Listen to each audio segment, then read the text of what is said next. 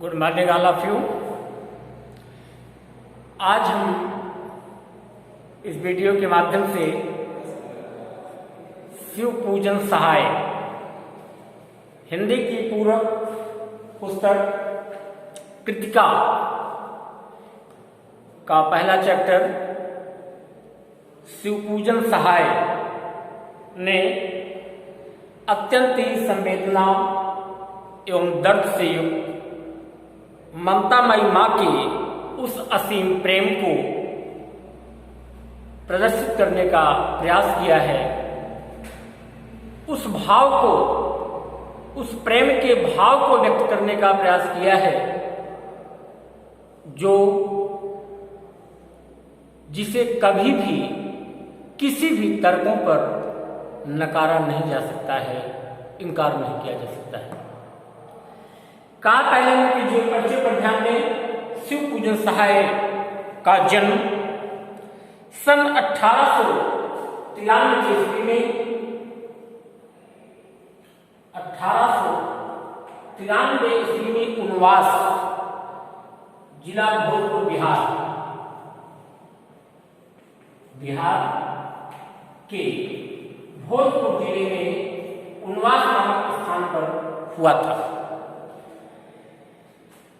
इनके बचपन का नाम भोला राम था। इन्हें लोग भोला राम के नाम से जानते थे।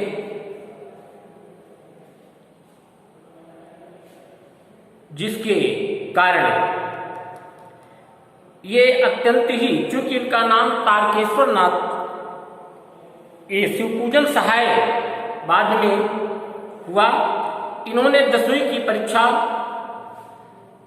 उत्तीर्ण करने के पश्चात बनारस में नौकरी करने लगे और बाद में हिंदी के एक अध्यापक पद को सुशोभित किया। शिवपूजन सहाय जी ने असहयोग आंदोलन से प्रभावित होकर के सरकारी नौकरी का परित्याग कर दिया, स्वयं इस्तीफा दे दिया और जीवन भर साहित्य की सेवा करते रहे।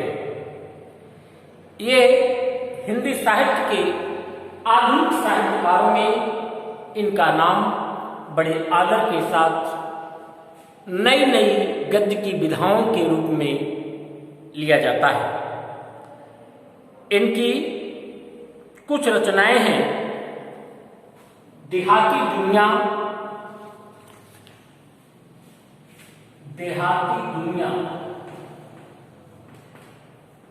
ध्यान दें, वे दिन वे लोग, वे दिन वे लोग, ग्राम सुधार, स्मृत शेष और संपूर्ण रचनाएं शिवपूजन रचनावली के संग्रह में से संग्रहित हैं। इन्होंने जागरण, हिमालय, माधुरी बालक आदि प्रसिद्ध पत्रिकाओं का संपादन कार्य भी किया और मतवाला के संपादक मंडल के एक श्रेष्ठ सदस्य के रूप में भी रहे। कहा इनकी साहित्य की सेवा अत्यंत ही प्रभावशाली रही। इन्होंने समाज को जागृत करने के लिए वर्तमान स्थिति में जो समाज के प्रति अत्याचार, शोषण आदि दिखाई पड़ रहे थे, उन्हें लोगों तक को जागृत करके उनसे, उनके निवारण हेतु उन्हें प्रेरित करने का प्रयास किया। इनकी रचनाओं में हिंदी, फारसी और अंग्रेजी सभी के शब्द मिलते हैं। खड़ी बोली हिंदी में इन्होंने एक श्रेष्ठता प्राप्त की है। भाषा बहुत ही सरल, स्पष्ट एवं बोधगम्य है और तुलनात्मक, वर्णनात्मक एवं विचारात्मक शैली का बड़ा ही सुंदर प्रयोग इन्होंने किया है। आपके क्लास 10th के इस पाठ्यक्रम में इस पुस्तक का पहला शीर्षक है माता का आंचल। आप समझ रहे हैं कि उस ममतामयी, दयामयी, करुणामयी और हमें इस संसार में जन्म देने वाली उस माँ के जीवन को कितने प्रेम पूर्वक अच्छी तरह से कहानीकार ने चित्रित करने का प्रयास किया और उसके गुणों का वर्णन किया है। कहा है शिवपूजन सहाय जी प्रस्तुत कहानी में बताते हैं कि यद्यपि कोई भी पिता अपने बच्चों से असीम अनुराग रखता है, कहा वो उनके पालन पोषण के लिए, बच्चों के सुखों के लिए वो दिन रात परिश्रम करके आगे बढ़ाना चाहता है। कोई भी पिता ये नहीं चाहता कि मेरे बच्चों को दुखों का जीवन व्यतीत करना पड़े। हर व्यक्ति अपनी संतानों के सुख के लिए निरंतर प्रयासरत रहते हैं, लेकिन कहता है कि पिता इतना जिम्मेदारियों को झेलता है, उठाता है, लेकिन वो माँ का स्थान जीवन में नहीं ले पाता। कहा जो बालक माँ की गोद में, उसके आंचल में जितना सुरक्षित रहता है, वो पिता की गोद में वो नहीं रह पाता। इस माँ के उस असीम प्रेम को, उस भाव को लेखक ने बताने का प्रयास किया है। कारण इसका यह है, इस ओर हर व्यक्ति जानता है कि इसे बताने की क्या आवश्यकता कि माता पिता की जिम्मेदारियों, उसके प्रेम को कौन नहीं जानता, लेकिन कभी को क्यों क्या आवश्यकता पड़ी, क्यों आवश्यकता पड़ी इस ममतामयी माँ के चरित्र को प्रस्तुत करने के लिए। कारण कि आज के बदलते हुए वातावरण में, जहां पर व्यक्तियों के मन से एक दूसरे के प्रति प्रेम, ममता का भाव समाप्त होता दिखाई पड़ रहा है, आचरण लुप्त होते जा रहे हैं, हम अपनी संस्कृति को भूलते जा रहे हैं और पाश्चात्य सभ्यता को अपनाने के कारण हम अपने रिश्तों को भी छोड़ते जा रहे हैं, भूलते जा रहे हैं, जिसके कारण लेखक ने इन रिश्तों को जागृत करने के, उनका यथार्थ चित्रण करने के लिए आप प्रेरित उसे आवश्यकता पड़ी। क्योंकि आज हर व्यक्ति केवल स्वार्थ में डूबा जा रहा है। हर व्यक्ति बिना परिश्रम के कम समय में अधिक केवल धनवान बनना चाहता है और धन में ही उसे सच्चे सुख का अनुभव महसूस कर रहा है, जो कि वास्तव में मिथ्या है। तो लेखक उस असीम प्रेम को आपके सामने इस कहानी के माध्यम से प्रस्तुत फिर से याद कराने का प्रयास किया। ध्यान दें, पहले वो पिता के उस असीम प्रेम को व्यक्त किया। कहा मैं बचपन से ही, कहा माता के पास केवल भूख लगने के बाद, केवल दुग्धपान करने के लिए, खाना खाने के लिए जाता था। इसके अतिरिक्त मैं पिता के ही पास व्यतीत करता था। कहा उस पिताजी मेरे सुबह ब्रह्म मुहूर्त में ही स्वयं उठकर मुझे भी उठाकर स्नान ध्यान कराकर पूजा में बिठा लेते थे। कहा कि पूजा स्थल पर वो अपने साथ साथ मेरे भी मस्तक पर सुंदर तिलक सुशोभित कर देते थे और एक त्रिपुंड लगा देते थे और मेरी लंबी लंबी जटाएं भभूत रमाने से हम एकदम पूर्ण शिव का रूप धारण कर लेता था। और पिताजी बड़े प्यार से मुझे भोलानाथ कहकर पुकारा करते थे, क्योंकि मेरा नाम तारकेश्वर था, जिसके कारण भोलानाथ कहते थे। और हम भी प्रेम से पिताजी को बाबूजी और माँ को मैया कहकर अत्यंत स्नेह करते थे। कहा बाबूजी जब रामायण का पाठ करने लगते,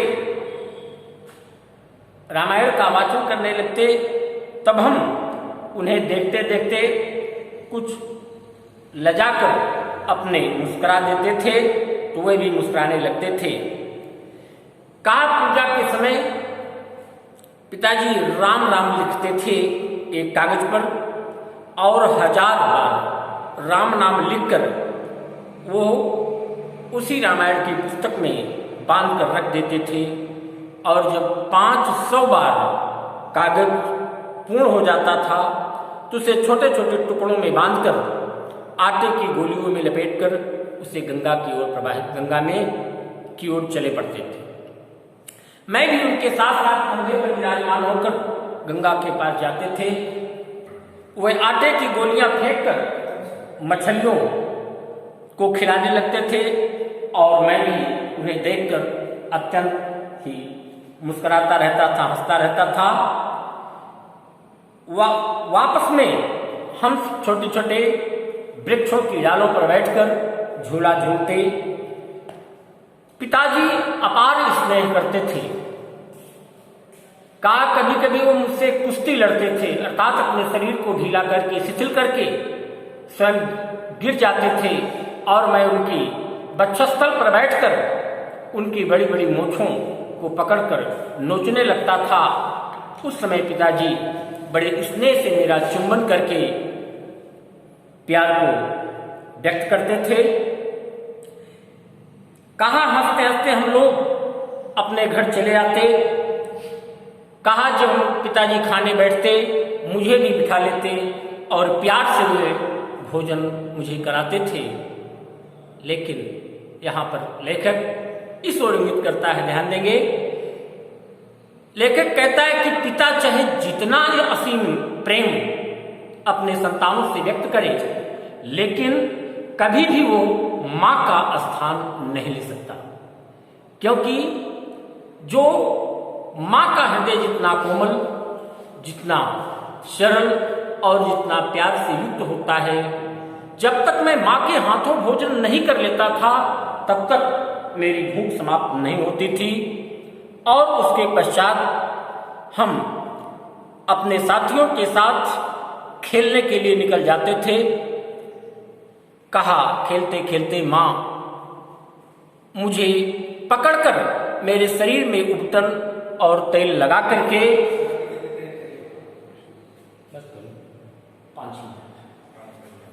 कहा मुझे मेरे मस्तक पर तेल लगाने के बाद काजल का एक टीका लगाकर मुझे एक सुंदर वस्त्र पहना करके मुझे कन्हैया बना करके बाहर भेज देती थी। कहा बाहर मैं अपने मित्रों के साथ मिलकर खेलने चला जाता था। कहा अनेक प्रकार के नाटक मित्रों के साथ होते थे। कहा चौकी पर हम लोग बैठ जाते, सरकंडे के खंभों पर कागज का चंदुआ बनाकर मिठाइयों की दुकान लगाई जाती। उसमें हम लोग पत्तों की पूरी कचौरियाँ, गीली मिट्टी की जलेबियाँ, कहा अनेक प्रकार की मिठाइयाँ बनाते और छोटे छोटे टुकड़ों के पैसे बनते, जस्ते और बटकरे के हम ही लोग खरीदते थे, हम ही लोग बेचते थे। इस तरह कहा जब काफी समय व्यतीत हो जाता था, बाबूजी आ जाते थे और बैठ जाते थे, और जब बैठ जाते थे उन्हें जमीन खाने के लिए मांगते थे। उन्हें देखकर हम लोग हंसकर उस खेल को बिगाड़ देते थे, तो वो भी हंसते हंसते प्रसन्न हो जाते थे और पूछते भोलानाथ अब कब होगा ज्योनार, अर्थात भोजन अब कब होगा। इस तरह जीवन के खेल, कहा खेतों में हम अपने मित्रों के साथ खेती करते थे आपस में बैठकर, अर्थात कि कभी हम लोग चबूतरे के छोर पर घिरनी गड़ा देते, उसमें नीचे की गली कुआं बन जाती, मूंज की पतली रस्सी बनाकर उसे गड़ारी पर लटकाकर उसे दो बच्चे मोट खींचने का कार्य करते थे। इस तरह खेतों में कार्य करते रहते थे। ये अनेक प्रकार के खेल बचपन में हम किया करते थे।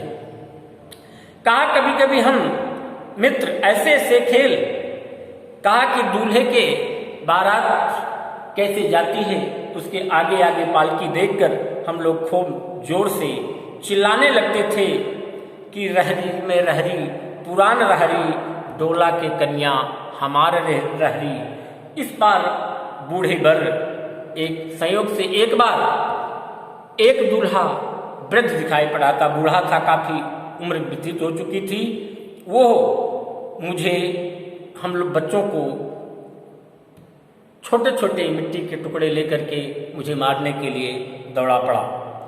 इस तरह हम लोग अनेक जीवन में, एक बार हम लोग बरखा के समय बहुत से बिच्छू देखने को मिलते हैं, हम लोग डर कर भागने लगते थे। एक बार एक मेरा मित्र था बैजू, जो बड़ा वीर था, बीच में एक मूसन तिवारी आ गए, बेचारे बूढ़े आदमी थे, और बैजू उनको चिढ़ाकर बोला कि बुढ़वा बेईमान मांगे करेला का चोखा। कहा इस तरह हम सारे बच्चे सुर में मिलाकर गाने लगे। मूसन तिवारी तेजी के साथ हम लोगों को दौड़ा दिया और हम लोग भागते भागते किसी प्रकार सीधे पाठशाला चले गए। जब लोग मिले न, तिवारी जी सीधे विद्यालय पहुंच गया और वहां हमको बैजू को पकड़ने के लिए गुरुजी से कहा। दो बच्चे हम लोगों को पकड़कर गुरुजी के पास ले गए और गुरुजी ने उस दिन हमारी विधिवत पिटाई की।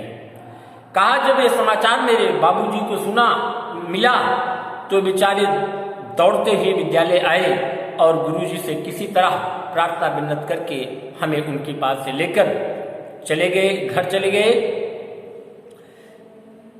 और वे जोर से नाचते और गाने लगते थे कि माई पकाई गर गर पुआ, हम खाइब पुआ ना खेलब जुआ। इस तरह के वो लोक गीतों को प्रस्तुत किया। कहा कई आदमी इसे देखकर तमाशा देख रहे थे, हम ये कहकर हंस रहे थे।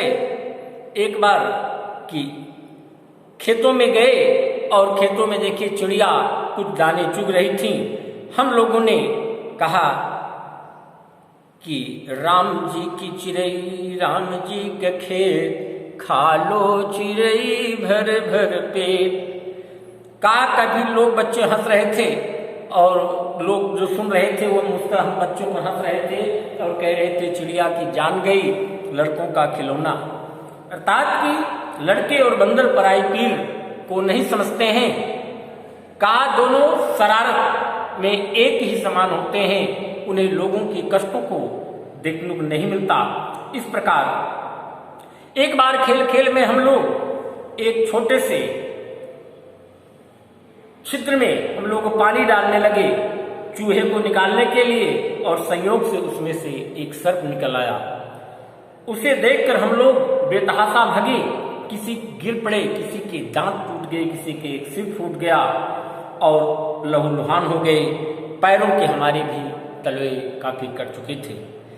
कहा उस समय जब लौटकर घर आए, माँ ने देखा तो बड़े संकट में पड़कर मुझे आंचल से छिपा लिया। झटपट पीसकर वो घावों पर हल्दी लगाने लगी। सारे घर में कोहराम मच गया, सब दौड़ने लगे। मैं मैया के आंचल में छिप गया। कहा सारा शरीर कांप रहा था, आंखें डर कर मारे नहीं खुल रही थीं, और मैं इसी समय समाचार मेरे पिताजी जी पाए और वे दौड़ते हुए आए। माँ की गोद से अपनी गोद में लेने का प्रयास किया, लेकिन मैं माँ की आंचल में सिमटता चला गया। अर्थात कि जो आनंद, जो शांति, जो प्रेम माँ की उस गोद में, माँ के उस आंचल में प्राप्त होता है, वह शांति, वह भाव पिता के पास, पिता के गोद में नहीं प्राप्त होता। यह भाव लेखक ने व्यक्त किया है। अर्थात अपने साहित्यों में, वेदों में, शास्त्रों में ही वर्णन है कि कोई भी व्यक्ति अपने कर्मों के द्वारा, अच्छे कर्मों के द्वारा जीवन में अपने सारे ऋणों से, गुरु ऋण से मुक्त हो सकता है, पितृ ऋण से मुक्त हो सकता है, लेकिन कभी भी वो मातृ ऋण से नहीं मुक्त हो सकता, क्योंकि माँ का हृदय इतना दयालु, इतना कोमल होता है कि अगर बालक नाराज होने पर कुछ कटु वचन भी कह देता है तो भी माँ उसके वचनों को हृदय पर नहीं रखती और उसे बालक समझकर क्षमा कर देती है। तो वह उसके त्याग को हम कैसे भूल सकते हैं कि जिसने मेरे जीवन को मेरा जीवन उसी का दिया हुआ, उसने 9 मास गर्भ में रखकर मेरे मल और मूत्र को धुलते हुए अपने असीम प्रेम को, अपने रक्त को दूध के माध्यम से अपने रक्त को पिला करके मुझे जीवन प्रदान किया, और बड़े होने पर मैं उस माँ के उस प्यार को भूल जाएं, उसकी ममता को भूल जाएं, यह जीवन की सबसे बड़ी भूल होगी। तो इस ममतामयी माँ का सुंदर चित्रण करते हुए कहानीकार ने इस प्रेम और रिश्तों को संजोने का प्रयास किया है।